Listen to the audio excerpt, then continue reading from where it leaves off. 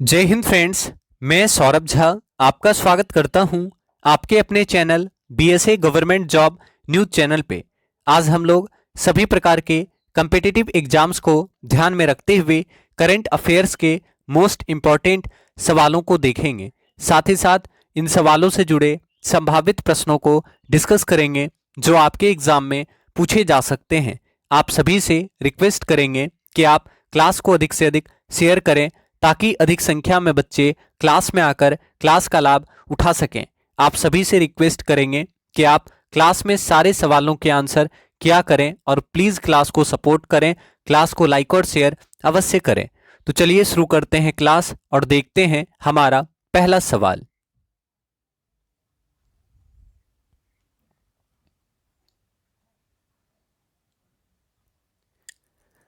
ब्रह्मपुत्र नदी पर hydro power project के तहत कौन सा देश सबसे बड़ा बांध बनाने जा रहा है जिस पर भारत ने आपत्ति दर्ज कराई है? तो आंसर करेंगे ब्रह्मपुत्र नदी पर हाइड्रो पावर प्रोजेक्ट के तहत कौन सा देश सबसे बड़ा बांध बनाने जा रहा है जिस पर भारत के द्वारा आपत्ति दर्ज कराई गई है? तो सही आंसर क्या होना चाहिए? आंसर करें तो याद रखिएगा चीन। ब्रह्मपुत्र नदी पर हाइड्रो पावर प्रोजेक्ट के तहत चीन जो है सबसे बड़ा बांध बनाने की योजना कर रहा है जिस पर भारत ने आपत्ति दर्ज कराई है। तो आपका आंसर क्या होगा? ऑप्शन नंबर सी, ब्रह्मपुत्र नदी पर हाइड्रो पावर प्रोजेक्ट के तहत चीन सबसे बड़ा बांध बनाने वाला है जिस पर भारत ने आपत्ति दर्ज कराई है। Answer option number C. अब यहां से इंपॉर्टेंट सवाल क्या बनेगा ब्रह्मपुत्र नदी के बारे में कि ब्रह्मपुत्र नदी कहां से निकलती है? आप जानते हैं, बताएंगे ब्रह्मपुत्र नदी कहां से निकलती है। ठीक है, ब्रह्मपुत्र नदी कहां से निकलती है? तो याद रखना है हिमालय के उत्तर में स्थित मानसरोवर झील के पास कैलाश श्रेणी के चेमायुंगडुंग हिमनद से निकलती है। ठीक है, तो ये याद रखना है कि मानसरोवर झील के पास चेमायुंगडुंग हिमनद है, वहां से निकलती है। ठीक है, मानसरोवर झील के पास चेमायुंगडुंग हिमनद से निकलती है। तो ये हिमनद का नाम याद रखना है, आपको पूछ सकता है चेमायुंगडुंग। याद रखिएगा चेमायुंगडुंग हिमनद के पास से निकलती है, यानी चेमायुंगडुंग हिमनद से निकलती है। ठीक है, तो याद रखना है कहां से निकलती है। तो अगर आपसे पूछे ब्रह्मपुत्र नदी निकलती है कहां से, तो ब्रह्मपुत्र नदी मानसरोवर झील के पास चेमायुंगडुंग हिमनद से निकलती है, याद रखिएगा। ठीक है, तो ब्रह्मपुत्र नदी मानसरोवर झील के पास चेमायुंगडुंग हिमनद से निकलती है, याद रखेंगे। ब्रह्मपुत्र नदी को अरुणाचल प्रदेश में क्या कहा जाता है? आपको बताना है ब्रह्मपुत्र नदी को अरुणाचल प्रदेश में क्या कहा जाता है। तो ब्रह्मपुत्र नदी को अरुणाचल प्रदेश में क्या कहा जाता है? तो याद रखिएगा ब्रह्मपुत्र नदी को अरुणाचल प्रदेश में दिहांग कहा जाता है। क्या कहा जाता है? ब्रह्मपुत्र नदी को अरुणाचल प्रदेश में दिहांग कहा जाता है। ब्रह्मपुत्र नदी को ब्रह्मपुत्र कहाँ कहा जाता है? तो ब्रह्मपुत्र नदी को ब्रह्मपुत्र कहाँ कहा जाता है, बताएंगे। ब्रह्मपुत्र नदी को ब्रह्मपुत्र कहाँ कहा गया है? तो याद रखिएगा ब्रह्मपुत्र नदी को ब्रह्मपुत्र कहा गया है आसाम में। ठीक है, समझ में आया? तो ब्रह्मपुत्र नदी को ब्रह्मपुत्र कहा जाता है आसाम में, याद रखिएगा। अगर आपसे पूछे कि ब्रह्मपुत्र नदी को बांग्लादेश में क्या कहा जाता है, तो मोस्ट इंपॉर्टेंट सवाल है ब्रह्मपुत्र नदी को बांग्लादेश में क्या कहा जाता है? तो जमुना कहा जाता है, याद रखिएगा। ब्रह्मपुत्र नदी को बांग्लादेश में जमुना कहा जाता है। क्या कहा जाता है? तो याद रखिएगा ब्रह्मपुत्र नदी को बांग्लादेश में जमुना कहा जाता है। ठीक है, ब्रह्मपुत्र नदी को बांग्लादेश में जमुना कहा जाता है, याद रखिएगा। और ब्रह्मपुत्र नदी को तिब्बत में क्या कहा जाता है? तो ब्रह्मपुत्र नदी को तिब्बत में सांगपू कहा जाता है, याद रखिएगा। ब्रह्मपुत्र नदी को तिब्बत में सांगपू कहा जाता है या सांगपो कहा जाता है। ब्रह्मपुत्र नदी को तिब्बत में सांगपो कहा जाता है। ब्रह्मपुत्र नदी को तिब्बत में सांगपो कहा जाता है, याद रखिएगा। ठीक है, ब्रह्मपुत्र नदी को तिब्बत में सांगपो कहा जाता है, याद रखेंगे। ठीक है, तो यहां से याद रखना है कि ब्रह्मपुत्र नदी पर हाइड्रो पावर प्रोजेक्ट के तहत चीन सबसे बड़ा बांध बनाने जा रहा है जिसका हम लोगों ने विरोध किया है, याद रखिएगा। ठीक है, तो answer option number C. Class को एक बार शेयर कर दें आप सभी। अगला सवाल, बाटा के ग्लोबल सीईओ कौन है? आंसर करेंगे who is the global CEO of Bata. Bata के ग्लोबल सीईओ कौन है आपको बताना है। Option A Ajay Banga, option B Sandeep Kataria, option C Laxman Narasimhan, option D Vasant Narasimhan. तो याद रखेंगे बाटा के सीईओ हैं संदीप कटारिया। बाटा के ग्लोबल सीईओ हैं संदीप कटारिया जी। तो आंसर ऑप्शन नंबर बी, बाटा के ग्लोबल सीईओ संदीप कटारिया याद रखेंगे। अगला सवाल, फीचर फिल्म श्रेणी में ऑस्कर अवार्ड 2021 के लिए भारत की ओर से किस फिल्म को एंट्री मिली? तो अच्छा सवाल है, आंसर करेंगे। फीचर फिल्म श्रेणी में ऑस्कर अवार्ड्स 2021 के लिए भारत की ओर से किस फिल्म को एंट्री मिला? तो सही आंसर क्या होगा, आंसर करें।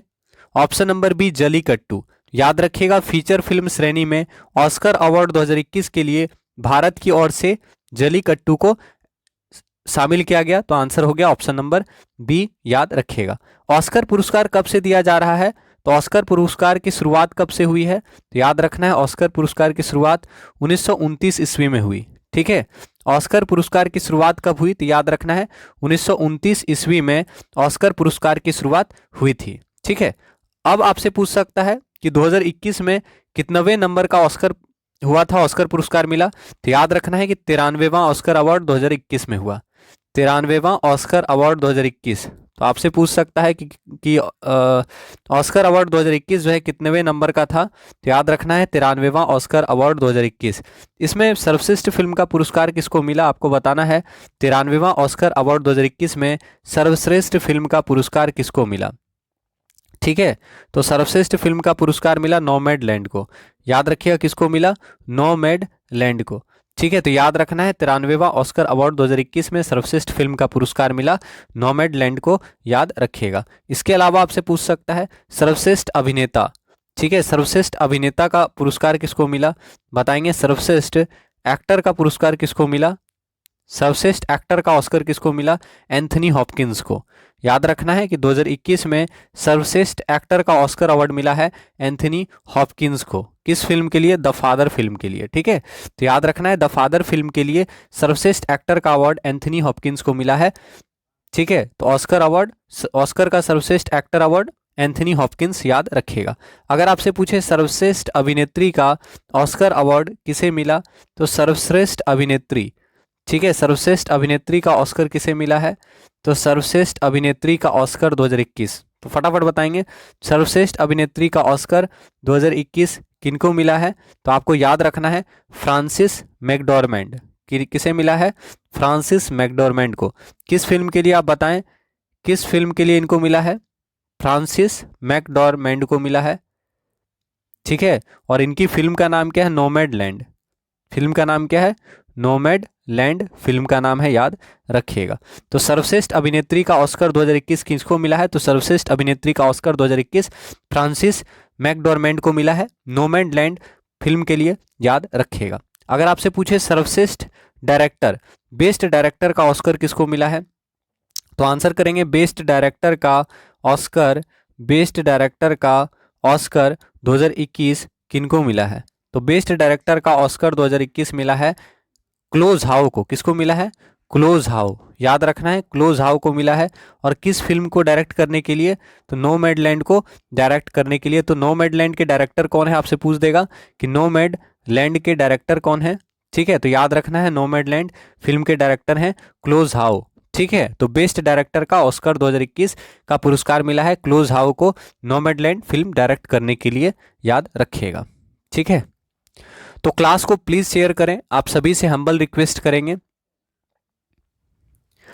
अगला सवाल, लघु फिल्म श्रेणी में ऑस्कर 2021 के लिए किस भारतीय फिल्म को एंट्री मिली है?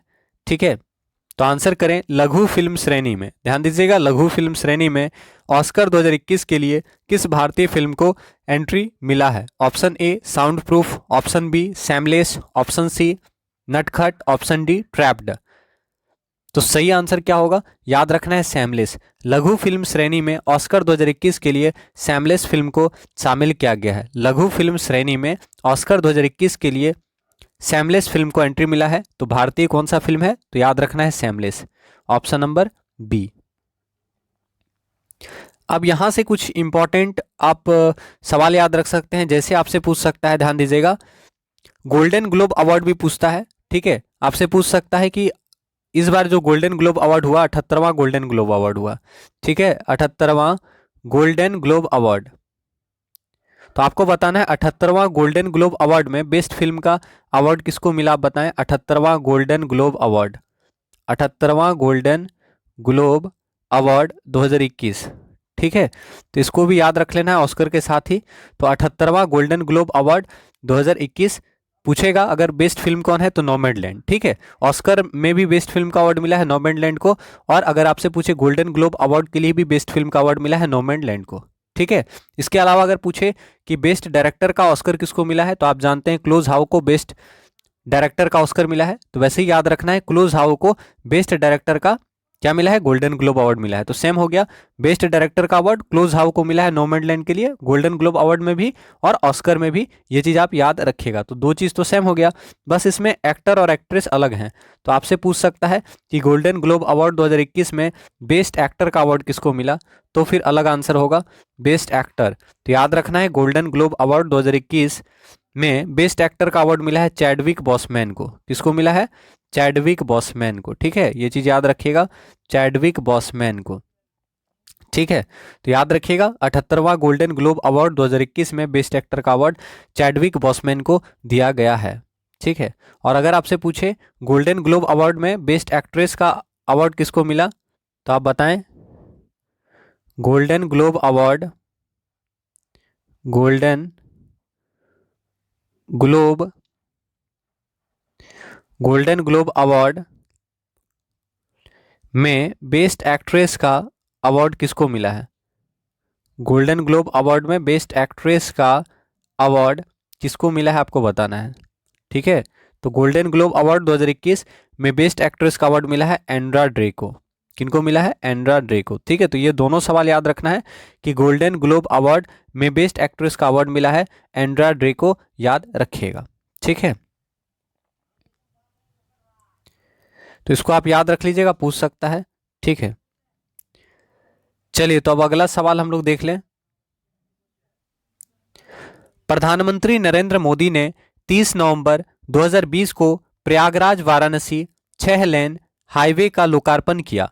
यह कितने करोड़ की योजना है, तो आंसर करेंगे नरेंद्र मोदी के द्वारा प्रयागराज वाराणसी 6 लेन हाईवे का लोकार्पण किया गया। तो यह कितने करोड़ की योजना है आपको बताना है। तो याद रखना है 2447 करोड़ रुपया, ठीक है। तो नरेंद्र मोदी के द्वारा प्रयागराज वाराणसी 6 लेन हाईवे का लोकार्पण किया गया, और इसका कितने करोड़ की यह लागत है, योजना है, तो याद रखना है 2447 करोड़ रुपया, आंसर ऑप्शन बी। अगला सवाल, भारत डीप ओशन मिशन की शुरुआत करने वाला है जो सागरों महासागरों के जल के नीचे की दुनिया की खनिज ऊर्जा और समुद्री विविधता की खोज करेगा। इसकी अनुमानित लागत क्या है, ठीक है। तो ओशन मिशन का उपयोग, ओशन मिशन क्यों, क्या ओशन मिशन क्या है, पूछ सकता है आपसे कि भारत डीप ओशन मिशन क्या है, ठीक है।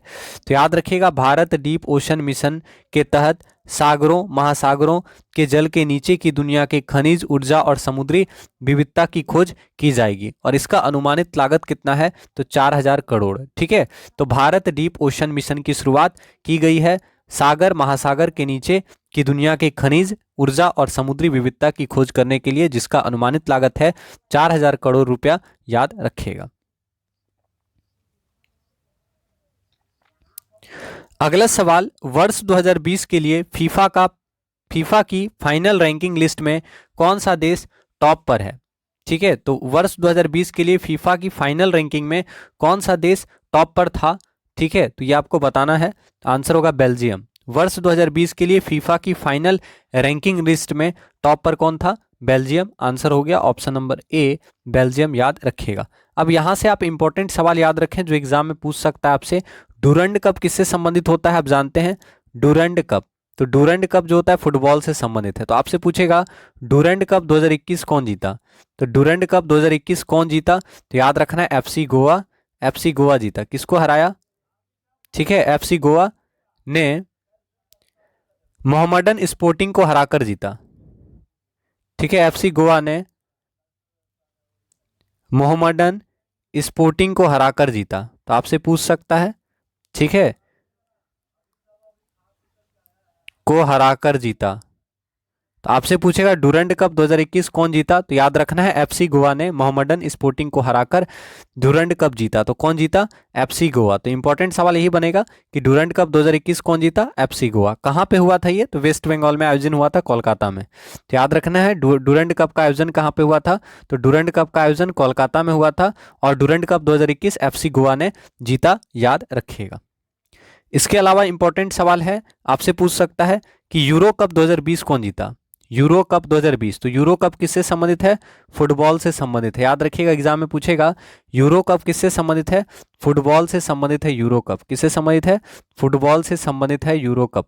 अब आपसे पूछेगा यूरो कप 2021 कौन जीता, तो याद रखना है यूरो कप 2021 इटली जीता इंग्लैंड को हराकर।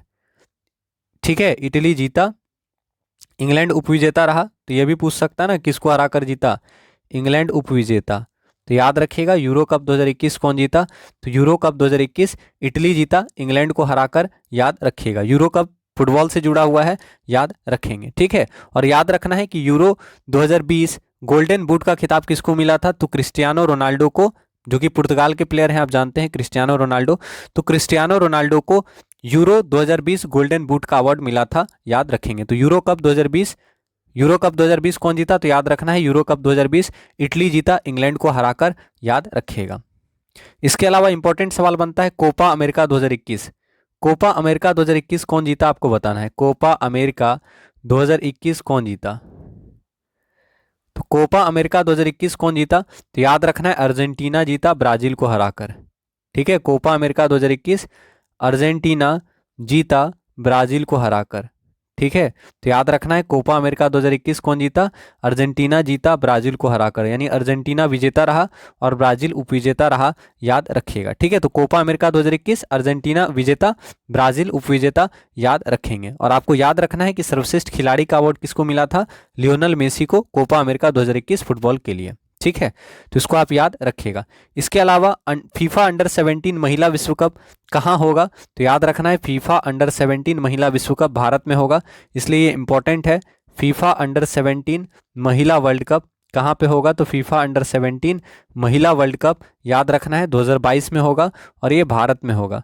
ठीक है, फीफा अंडर 17 महिला विश्व कप भारत में होगा, याद रखिएगा। ठीक है, समझ में आ गया। और आप जानते हैं कि दूसरे सबसे ज्यादा अंतर्राष्ट्रीय गोल करने वाले खिलाड़ी कौन है, सक्रिय खिलाड़ी, तो सुनील छेत्री, याद रखिएगा। विश्व में दूसरे नंबर पे सबसे ज्यादा अंतर्राष्ट्रीय गोल करने वाले सक्रिय खिलाड़ी हैं सुनील छेत्री, याद रखिएगा। और अंतर्राष्ट्रीय फुटबॉल में सर्वाधिक गोल करने वाले खिलाड़ी कौन है, क्रिस्टियानो रोनाल्डो, याद रखिएगा कि अंतर्राष्ट्रीय फुटबॉल में सर्वाधिक गोल करने वाले फुटबॉलर कौन है, क्रिस्टियानो रोनाल्डो पुर्तगाल के हैं और क्रिस्टियानो रोनाल्डो अंतर्राष्ट्रीय फुटबॉल में सबसे ज्यादा गोल करने वाले खिलाड़ी हैं, याद रखेंगे। ठीक है, तो इंपॉर्टेंट सवाल है, इसको आप याद रखिएगा। इसके अलावा जो इंपॉर्टेंट सवाल बनेगा, आप जानते हैं कि लियोनल मेसी पहले बार्सिलोना फुटबॉल क्लब से खेलते थे, अब वो कहाँ से खेलेंगे, तो ये सवाल पूछ सकता है आपसे। लियोनल मेसी, ठीक है, लियोनल मेसी अब कहाँ से खेलेंगे, पहले खेलते थे बार्सिलोना की तरफ से, पहले बार्सिलोना फुटबॉल क्लब से खेलते थे। ठीक है, पहले बार्सिलोना फुटबॉल क्लब से खेलते थे, कहाँ से खेलते थे, तो पहले बार्सिलोना फुटबॉल क्लब से खेलते थे। ठीक है, लेकिन अब लियोनल मेसी किस टीम से खेलेंगे, तो ये सवाल बहुत इंपॉर्टेंट है। तो याद रखना है Lionel Messi Barcelona football club छोड़ने के बाद पेरिस सेंट जर्मेन से जुड़े हैं, किस टीम से जुड़े हैं, पेरिस सेंट जर्मेन टीम से जुड़े हैं। तो ये भी आप याद रखिएगा, पेरिस सेंट जर्मेन टीम से खेलेंगे, टीम के लिए खेलेंगे।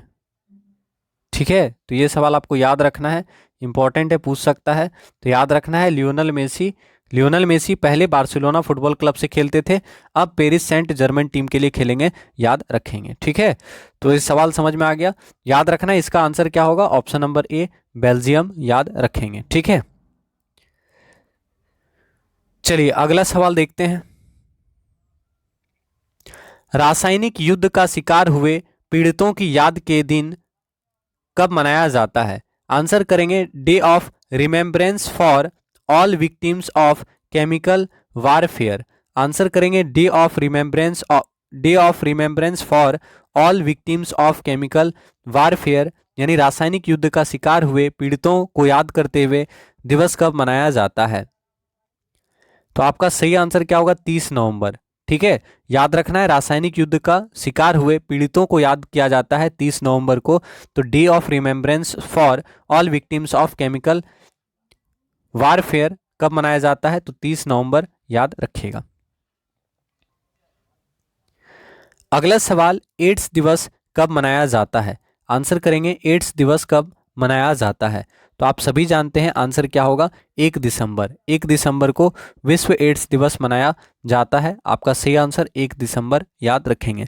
2 दिसंबर को क्या मनाया जाता है? तो 2 दिसंबर को बताएं। 2 दिसंबर को कंप्यूटर साक्षरता दिवस मनाया जाता है। ठीक है, 1 दिसंबर को विश्व एड्स दिवस मनाया जाता है, 2 दिसंबर को कंप्यूटर साक्षरता दिवस मनाया जाता है, याद रखेंगे। नौसेना दिवस कब मनाया जाता है? नौ नौसेना दिवस कब मनाया जाता है? तो याद रखना है 4 दिसंबर।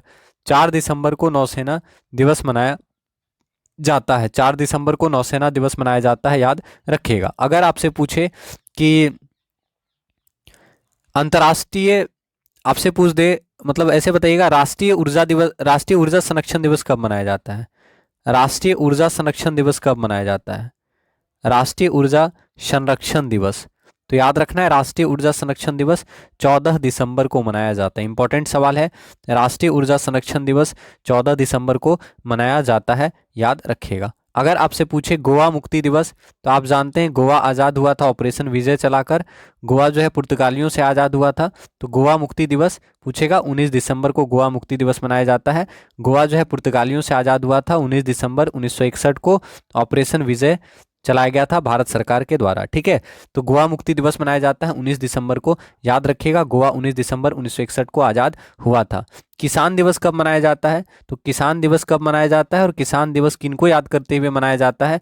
तो किसान दिवस 23 दिसंबर को मनाया जाता है, चौधरी चरण सिंह जी को याद करते हुए। तो याद रखना है किसान दिवस 23 दिसंबर को मनाया जाता है, चौधरी चरण सिंह जी को याद करते हुए। ठीक है, और राष्ट्रीय उपभोक्ता दिवस कब मनाया जाता है? तो राष्ट्रीय उपभोक्ता दिवस मनाया जाता है 24 दिसंबर को। तो राष्ट्रीय उपभोक्ता दिवस कब मनाया जाता है? तो याद रखना है कि राष्ट्रीय उपभोक्ता दिवस मनाया जाता है 24 दिसंबर को। 24 दिसंबर को राष्ट्रीय उपभोक्ता दिवस मनाया जाता है, याद रखेंगे। ठीक है, तो सही आंसर क्या होगा? 1 दिसंबर को विश्व एड्स दिवस मनाया जाता है। अगला सवाल, अंतर्राष्ट्रीय मानव एकजुटता दिवस कब मनाया जाता है? आंसर करेंगे इंटरनेशनल ह्यूमन सॉलिडेटरी डे। अंतर्राष्ट्रीय मानव एकजुटता दिवस कब मनाया जाता है? अंतर्राष्ट्रीय मानव एकजुटता दिवस कब मनाया जाता है? तो 29 नवंबर, याद रखना है। अंतर्राष्ट्रीय मानव एकजुटता दिवस 29 नवंबर को मनाया जाता है। अंतर्राष्ट्रीय मानव एकजुटता दिवस 29 नवंबर को मनाया जाता है, याद रखिएगा। ठीक है, इसके अलावा यहाँ से इंपॉर्टेंट सवाल क्या क्या बन सकता है, तो आपको याद रखना है। आपसे पूछेगा विश्व मधुमेह दिवस कब मनाया जाता है? तो आप जानते हैं विश्व मधुमेह दिवस कब मनाया जाता है, तो याद रखना है 14 नवंबर। विश्व मधुमेह दिवस कब मनाया जाता है? 14 नवंबर को विश्व मधुमेह दिवस मनाया जाता है, याद रखिएगा। अगर आपसे पूछे कि राष्ट्रीय दुग्ध दिवस कब मनाया जाता है, तो आप जानते हैं राष्ट्रीय दुग्ध दिवस और संविधान दिवस एक ही दिन मनाया जाता है।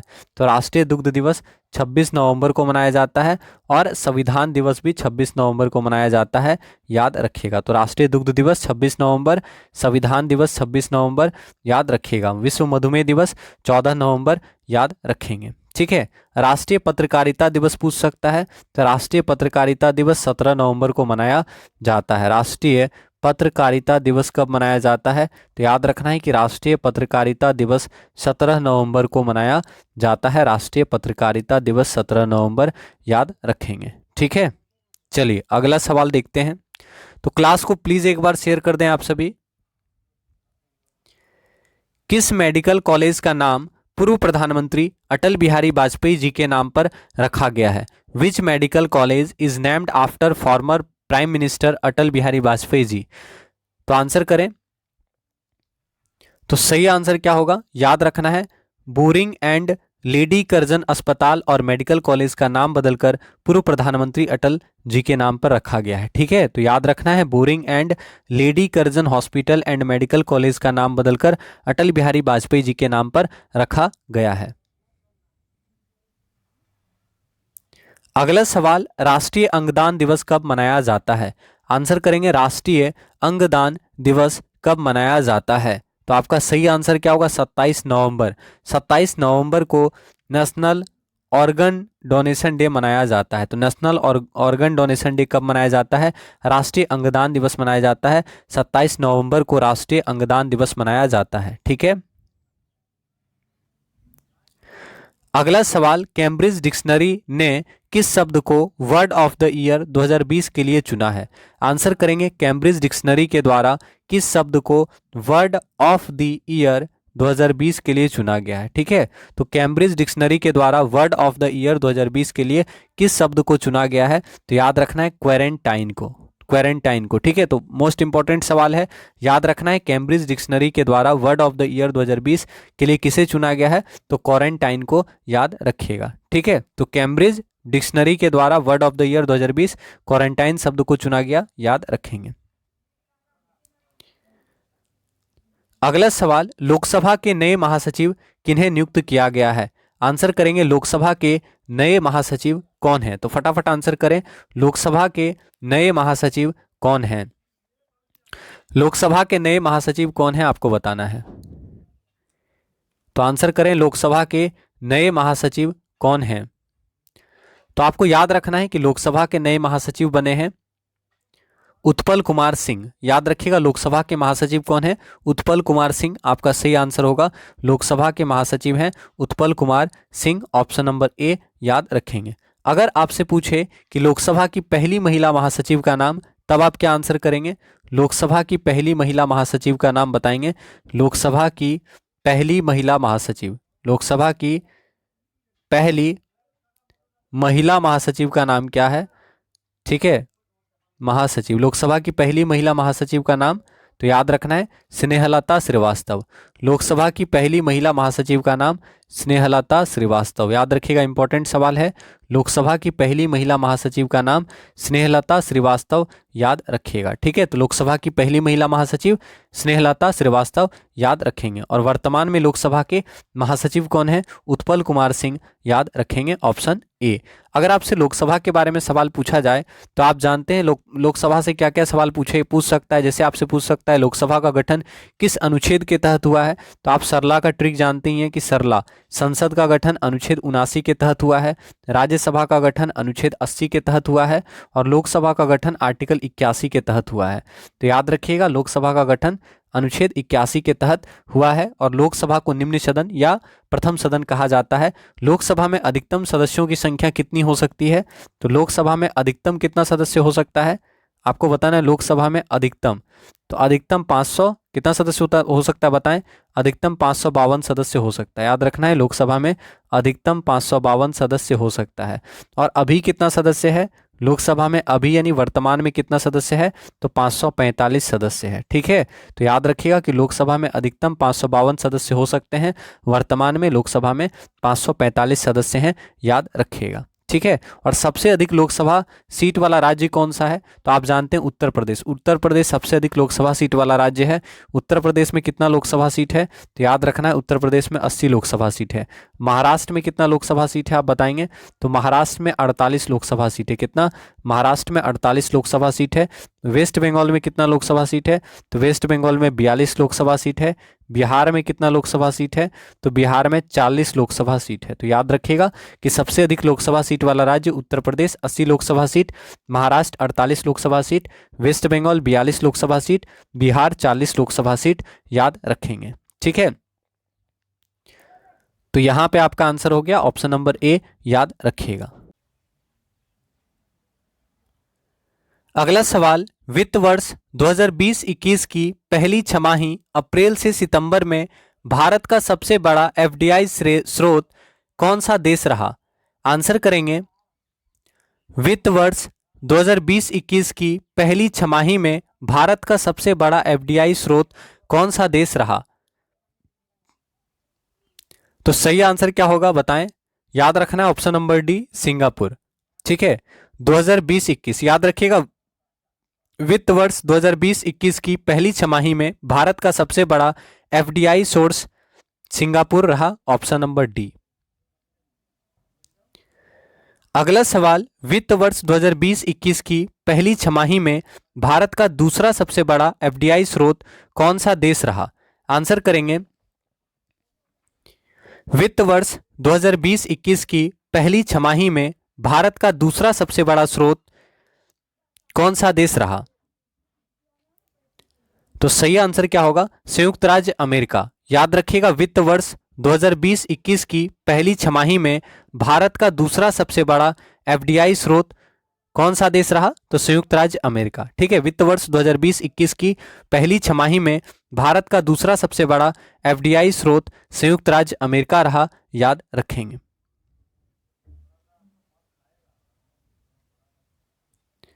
अगला सवाल, वित्त वर्ष 2020-21 की दूसरी तिमाही में जीडीपी में कितनी गिरावट हुई? आंसर करेंगे वित्त वर्ष 2020-21 की दूसरी तिमाही में जीडीपी में कितनी गिरावट हुई?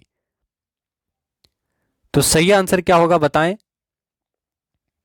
याद रखना है 7.5%। वित्त वर्ष 2020-21 की दूसरी तिमाही में जीडीपी में कितना गिरावट हुआ? 7.5%। Option number D. अगला सवाल, किस भारतीय क्रिकेट खिलाड़ी ने सबसे तेजी से 22,000 अंतर्राष्ट्रीय रन बनाने का रिकॉर्ड हासिल किया है? आंसर करेंगे किस भारतीय क्रिकेट खिलाड़ी ने सबसे तेजी से 22,000 अंतर्राष्ट्रीय रन बनाने का रिकॉर्ड हासिल किया है? तो विराट कोहली, आप सभी जानते हैं। आंसर ऑप्शन नंबर सी।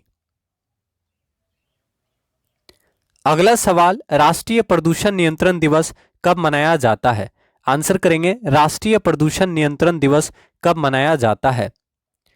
याद रखना है 2 दिसंबर। 2 दिसंबर को राष्ट्रीय प्रदूषण नियंत्रण दिवस मनाया जाता है। सही आंसर क्या होगा? 2 दिसंबर। 2 दिसंबर को राष्ट्रीय प्रदूषण नियंत्रण दिवस मनाया जाता है। याद रखेंगे। क्लास को प्लीज एक बार शेयर कर दें आप सभी। किस अरब देश ने इजरायली विमानों को अपने एयर स्पेस के इस्तेमाल की मंजूरी पहली बार दी है? आंसर करेंगे किस अरब देश ने इजरायली विमानों को अपने एयर स्पेस के इस्तेमाल की मंजूरी पहली बार दी है? तो सही आंसर होगा सऊदी अरब। सऊदी अरब ने इजरायली विमानों को अपने एयर स्पेस के इस्तेमाल की मंजूरी पहली बार दी है। तो सही आंसर हो गया सऊदी अरब। याद रखिएगा। अगला सवाल, सीमा सुरक्षा बल की स्थापना दिवस कब मनाया जाता है? आंसर करेंगे बीएसएफ सीमा सुरक्षा बल का स्थापना दिवस कब मनाया जाता है? तो सही आंसर क्या होगा? सीमा सुरक्षा बल का स्थापना दिवस 1 दिसंबर 1965 को हुआ था। बीएसएफ का स्थापना याद रखिएगा, बीएसएफ बॉर्डर सिक्योरिटी फोर्स का स्थापना 1 दिसंबर 1965 को हुआ था। तो सीमा सुरक्षा बल का स्थापना दिवस कब मनाया जाता है? तो याद रखेंगे 1 दिसंबर को सीमा सुरक्षा बल का स्थापना दिवस मनाया जाता है। तो बीएसएफ स्थापना दिवस 1 दिसंबर याद रखेंगे। 1 दिसंबर 1965 को बीएसएफ का स्थापना हुआ था। ठीक है, यहाँ पे गलती दिया हुआ है, आंसर याद रखना है 1 दिसंबर। ठीक है, बीएसएफ स्थापना दिवस 1 दिसंबर याद रखिएगा। अगला सवाल, पुलिस झंडा दिवस कब मनाया जाता है? पुलिस झंडा दिवस कब मनाया जाता है? ऑप्शन ए 24 नवंबर, ऑप्शन बी 23 नवंबर, ऑप्शन सी 22 नवंबर, ऑप्शन डी 21 नवंबर। तो आंसर करेंगे पुलिस झंडा दिवस कब मनाया जाता है। ठीक है, तो पुलिस झंडा दिवस कब मनाया जाता है? तो आपका सही आंसर होगा 23 नवंबर। याद रखिएगा 23 नवंबर को पुलिस झंडा दिवस मनाया जाता है। 23 नवंबर को पुलिस झंडा दिवस मनाया जाता है। किस देश ने मुक्त आकाश निगरानी संधि से औपचारिक रूप से खुद को हटा लिया है? आंसर करेंगे किस देश ने मुक्त आकाश निगरानी संधि ओपन स्काई ट्रीटी से औपचारिक रूप से खुद को अलग कर लिया है? तो आंसर करेंगे, अच्छा सवाल है, कौन सा ऐसा देश है जिसने खुद को मुक्त आकाश निगरानी संधि से औपचारिक रूप से अलग कर लिया है? तो सही आंसर होगा अमेरिका। अमेरिका ने खुद को मुक्त आकाश निगरानी संधि से औपचारिक रूप से हटा लिया है। तो याद रखिएगा मुक्त आकाश निगरानी संधि से औपचारिक रूप से कौन सा देश हट गया है? अमेरिका। ऑप्शन नंबर ए याद रखेंगे। अगला सवाल, आशीष रॉय का 24 नवंबर 2020 को निधन हो गया, वह किस लिए जाने जाते थे? तो आपको बताना है आशीष रॉय जी का निधन हो गया, वह किस क्षेत्र में जाने जाते थे? तो फटाफट आंसर करेंगे, आशीष रॉय जी का निधन हो गया, वह किस क्षेत्र में प्रसिद्ध थे? तो याद रखिएगा आशीष रॉय टीवी एक्टर थे जिनका निधन हो गया। तो याद रखिएगा आशीष रॉय टीवी एक्टर आशीष रॉय जी का निधन हो गया, याद रखिएगा। तो अभिनेता आशीष रॉय जी का निधन हो गया है, याद रखेंगे। अगला सवाल, अंतर्राष्ट्रीय क्रिकेट परिषद के नए अध्यक्ष कौन है? आंसर करेंगे who is the new president of ICC. ICC के नए अध्यक्ष कौन है? अंतर्राष्ट्रीय क्रिकेट परिषद के नए अध्यक्ष कौन है? तो आपका सही आंसर क्या होगा? Greg Barclay. याद रखिएगा अंतर्राष्ट्रीय क्रिकेट परिषद के नए अध्यक्ष कौन है? Greg Barclay. आंसर सही क्या होगा? ऑप्शन नंबर ए, अंतर्राष्ट्रीय क्रिकेट परिषद के नए अध्यक्ष कौन है? Greg Barclay. अंतर्राष्ट्रीय क्रिकेट परिषद के नए अध्यक्ष हैं ग्रेग बार्कले, याद रखेंगे। आंसर ऑप्शन नंबर ए, ठीक है।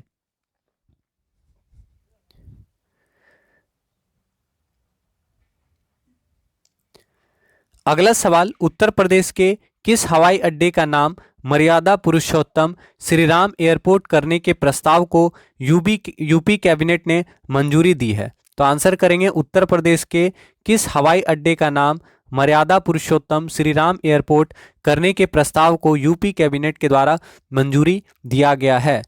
तो सही आंसर होगा अयोध्या एयरपोर्ट, ठीक है। तो याद रखिएगा कि अयोध्या एयरपोर्ट का नाम मर्यादा पुरुषोत्तम श्रीराम एयरपोर्ट करने के प्रस्ताव को यूपी कैबिनेट के द्वारा मंजूरी दी गई है। तो सही आंसर होगा ऑप्शन नंबर बी, याद रखिएगा। अगला सवाल, केंद्र सरकार के किस कानून विरोध में पंजाब हरियाणा सहित कई राज्यों के किसानों ने नवंबर 2020 में दिल्ली मार्च निकाला है? तो आसान सा सवाल है, आंसर करें। केंद्र सरकार के किस कानून विरोध में पंजाब हरियाणा सहित कई राज्यों के किसानों ने नवंबर 2020 में दिल्ली मार्च निकाला है? तो सही आंसर क्या होगा बताएं। ऑप्शन ए, कृषक उपज व्यापार और वाणिज्य संवर्धन और सरलीकरण अधिनियम 2020। ऑप्शन बी, मूल्य आश्वासन पर किसान संरक्षण एवं सशक्तिकरण समझौता और कृषि सेवा अधिनियम 2020। और ऑप्शन नंबर सी, आवश्यक वस्तु संशोधन अधिनियम 2020। तो सही आंसर क्या होगा? सभी। तो याद रखना है कि इन तीनों के खिलाफ, तो याद रखना है केंद्र सरकार के, ठीक है, किस कानून के खिलाफ पंजाब हरियाणा सहित अन्य राज्यों के किसानों ने दिल्ली मार्च निकाला? तो ये तीनों होगा, याद रखना है, कृषक उपज व्यापार और वाणिज्य संवर्धन और सरलीकरण अधिनियम 2020। इसके अलावा मूल्य आश्वासन पर किसान संरक्षण एवं सशक्तिकरण समझौता और कृषि सेवा अधिनियम 2020, आवश्यक वस्तु संशोधन अधिनियम 2020। तो तीनों के विरोध में, ठीक है। तो आंसर क्या होगा? उपरोक्त तीनों, याद रखिएगा। अगला सवाल, दुनिया के लीजेंडरी फुटबॉलर डियागो माराडोना का निधन हो गया, वह किस देश के खिलाड़ी थे? तो आंसर करना है, दुनिया के लीजेंडरी फुटबॉलर डियागो माराडोना जी का निधन हो गया, वह किस देश के फुटबॉलर थे, आपको बताना है। तो आप सभी जानते होंगे, आंसर करेंगे डियागो माराडोना। आप जानते हैं डियागो माराडोना उसी देश के हैं जहां से लियोनल मेसी आते हैं, ठीक है। तो अर्जेंटीना के हैं डियागो माराडोना। तो याद रखिएगा लियोनल, ठीक है, लियोनल मेसी और डियागो माराडोना एक ही देश के हैं, ठीक है। तो लियोनल मेसी कहाँ के हैं? तो याद रखना है लियोनल मेसी अर्जेंटीना के हैं और डियागो माराडोना भी अर्जेंटीना के फुटबॉलर थे। तो दुनिया के लीजेंडरी फुटबॉलर डियागो माराडोना का निधन हो गया है। डियागो माराडोना अर्जेंटीना के फुटबॉलर थे, याद रखेंगे, ठीक है। तो आंसर क्या हो गया? ऑप्शन नंबर सी, याद रखिएगा। तो क्लास को प्लीज एक बार आप लोग शेयर कर दें, आप सभी से रिक्वेस्ट करेंगे। अगला सवाल, किस अदालत ने फैसला सुनाया है कि नागरिकों के संपत्ति पर सरकार अनिश्चित काल के लिए कब्जा नहीं रख सकती? आंसर करेंगे, which court has ruled out that the property of citizens can not be held by the government indefinitely. तो आंसर करें, किस अदालत ने फैसला सुनाया है कि नागरिक के संपत्ति पर सरकार अनिश्चित काल के लिए कब्जा नहीं रख सकती है? तो सही आंसर क्या होगा बताएंगे।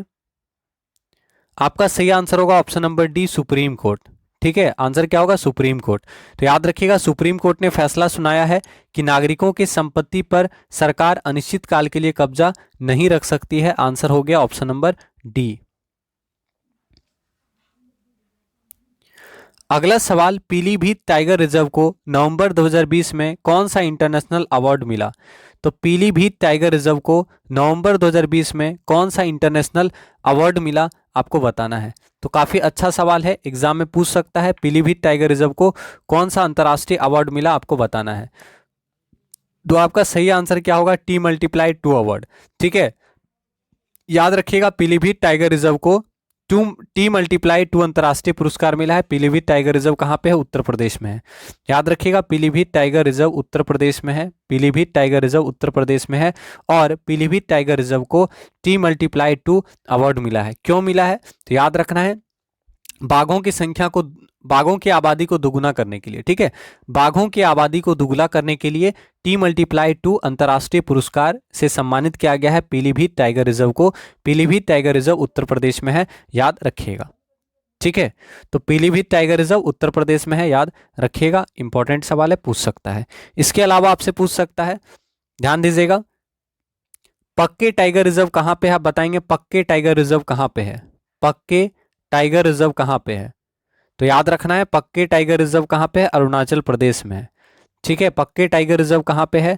तो याद रखिएगा, पक्के टाइगर रिजर्व अरुणाचल प्रदेश में है। ठीक है, पक्के टाइगर रिजर्व कहां पे है? तो अरुणाचल प्रदेश में है पक्के टाइगर रिजर्व, याद रखिएगा। इसके अलावा आपसे पूछ सकता है, अमराबाद टाइगर रिजर्व कहां पे है? अमराबाद टाइगर रिजर्व कहां पे है? तो याद रखिएगा, अमराबाद टाइगर रिजर्व तेलंगाना में है। कहां पे है? अमराबाद टाइगर रिजर्व कहां पे है? तो याद रखिएगा, अमराबाद टाइगर रिजर्व तेलंगाना में है। कहां पे है? अमराबाद टाइगर रिजर्व तेलंगाना में है, याद रखिएगा। देहिंग पटकई नेशनल पार्क कहां पे है? देहिंग पटकई नेशनल पार्क कहां पे है? तो देहिंग पटकई नेशनल पार्क है आसाम में, याद रखिएगा। देहिंग पटकाई नेशनल पार्क कहां पे है?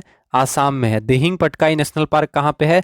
आसाम में है देहिंग पटकाई नेशनल पार्क, याद रखिएगा। तो देहिंग पटकाई नेशनल पार्क कहां पे है? आसाम में है। अमराबाद टाइगर रिजर्व कहां पे है? तेलंगाना में है, याद रखेंगे। अगर आपसे पूछेगा करलापट वन्यजीव अभयारण्य कहां पे है? करलापट वन्यजीव अभयारण्य कहां पे है? तो करलापट वन्यजीव अभयारण्य है उड़ीसा में, याद रखेंगे। करलापट वन्यजीव अभयारण्य कहां पे है? करलापट वन्यजीव अभयारण्य है उड़ीसा में, याद रखेंगे। तो करलापट वन्यजीव अभयारण्य कहां पे है? उड़ीसा में है, याद रखिएगा। तो करलापट वन्यजीव अभयारण्य कहां पे है? उड़ीसा में है, याद रखेंगे। ठीक है, तो चलिए अगला सवाल देखते हैं। रक्षा अनुसंधान एवं विकास संगठन डीआरडीओ ने स्वदेशी हैवीवेट टारपीडो को 22 नवंबर 2020 को नौसेना में शामिल किया, इसका नाम बताएं। तो आंसर करेंगे DRDO, defence research and development organisation. DRDO यानी रक्षा अनुसंधान एवं विकास संगठन के द्वारा स्वदेशी हैवीवेट टॉर्पीडो को 22 नवंबर 2020 को नौसेना में शामिल किया गया है, इसका नाम क्या है? तो आपका सही आंसर होगा वरुण शास्त्र, याद रखिएगा। डीआरडीओ के द्वारा स्वदेशी हैवीवेट टॉर्पीडो वरुण शास्त्र को नौसेना में शामिल किया गया है। आंसर क्या होगा? वरुण शास्त्र, याद रखिएगा। अगला सवाल, खेल मंत्रालय ने 8 साल के निलंबन के बाद किसे राष्ट्रीय खेल महासंघ के रूप में मान्यता दे दी है? आंसर करेंगे, खेल मंत्रालय के द्वारा 8 साल के निलंबन के बाद किसे राष्ट्रीय खेल महासंघ के रूप में मान्यता दे दी गई है? तो आपका सही आंसर क्या होगा? ऑप्शन नंबर सी, भारतीय तीरंदाजी संघ। याद रखिएगा, खेल मंत्रालय के द्वारा 8 साल के निलंबन के बाद भारतीय तीरंदाजी संघ को राष्ट्रीय खेल महासंघ के रूप में मान्यता दे दिया गया है। तो ऑप्शन नंबर सी आपका सही आंसर होगा, याद रखेंगे। अगला सवाल, विश्व पर्यावरण संरक्षण दिवस कब मनाया जाता है? वर्ल्ड एनवायरनमेंट प्रोटेक्शन डे कब मनाया जाता है? विश्व पर्यावरण संरक्षण दिवस कब मनाया जाता है? तो आपको याद रखना है, विश्व पर्यावरण संरक्षण दिवस 26 नवंबर को मनाया जाता है। 26 नवंबर को विश्व पर्यावरण संरक्षण दिवस मनाया जाता है, याद रखेंगे। अगला सवाल, अभिनेता विश्व मोहन बडोला का 23 नवंबर को निधन हो गया, वह किस राज्य के थे? आंसर करेंगे, अभिनेता विश्व मोहन बडोला का 23 नवंबर को निधन हो गया, वह किस राज्य के थे? तो आपका सही आंसर क्या होगा? उत्तराखंड, याद रखिएगा। अभिनेता विश्व मोहन बडोला उत्तराखंड के निवासी थे जिनका हाल ही में निधन हो गया। तो आपसे पूछ सकता है विश्व मोहन बडोला का संबंध किस क्षेत्र से है, तो याद रखिएगा विश्व मोहन बडोला का संबंध फिल्म से है। अभिनेता विश्व मोहन बडोला का निधन हो गया है, वह उत्तराखंड राज्य के निवासी थे, याद रखेंगे।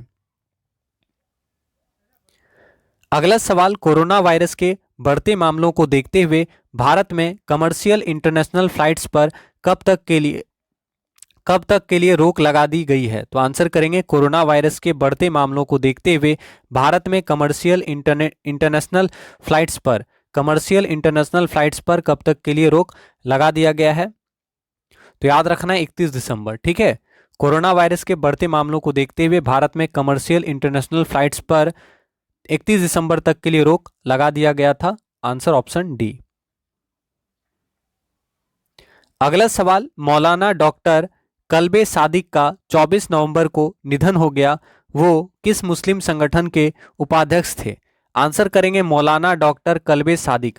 मौलाना डॉक्टर कल्बे सादिक जी का निधन हो गया है, वह किस मुस्लिम संगठन के उपाध्यक्ष थे, आपको बताना है। तो सही आंसर होगा all India Muslim personal law board. याद रखिएगा all India Muslim personal law board के उपाध्यक्ष थे मौलाना डॉक्टर कल्बे सादिक जिनका हाल ही में निधन हो गया। तो इंपॉर्टेंट सवाल है, आपसे पूछेगा कि मौलाना डॉक्टर कल्बे सादिक का संबंध किस क्षेत्र से था। तो याद रखिएगा all India Muslim personal law board के उपाध्यक्ष थे मौलाना डॉक्टर कल्बे सादिक जिनका हाल ही में निधन हो गया। ऑप्शन नंबर बी याद रखिएगा, ठीक है।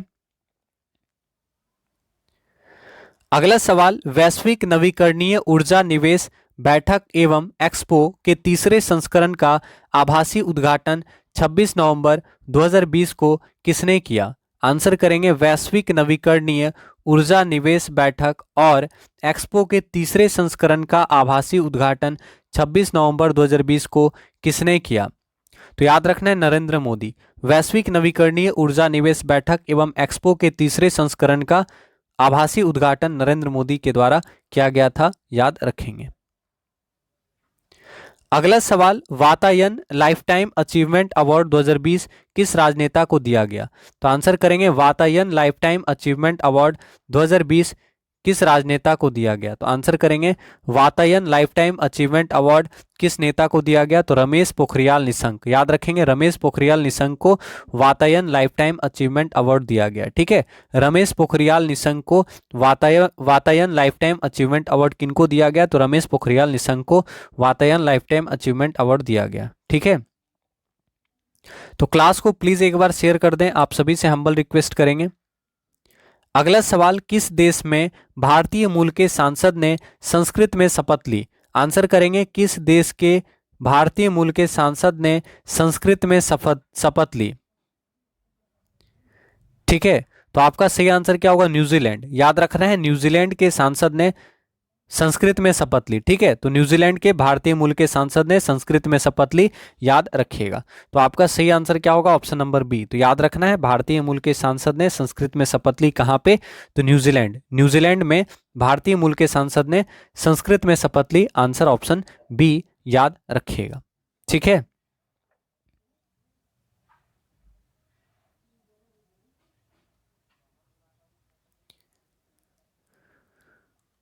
तो इतना ही सवाल था। आप सभी से हम्बल रिक्वेस्ट करेंगे कि प्लीज आप लोग क्लास को सपोर्ट कीजिएगा, क्लास को लाइक और शेयर अवश्य कीजिएगा। साथ ही साथ आप सभी से रिक्वेस्ट करेंगे कि आप चैनल को सब्सक्राइब नहीं किए हैं तो प्लीज चैनल को सब्सक्राइब करें और क्लास में रेगुलर रहें। तो मिलते हैं आपसे अगले क्लास में। आप सभी का तहे दिल से धन्यवाद करेंगे। जय हिंद, जय भारत, जय BSA, धन्यवाद।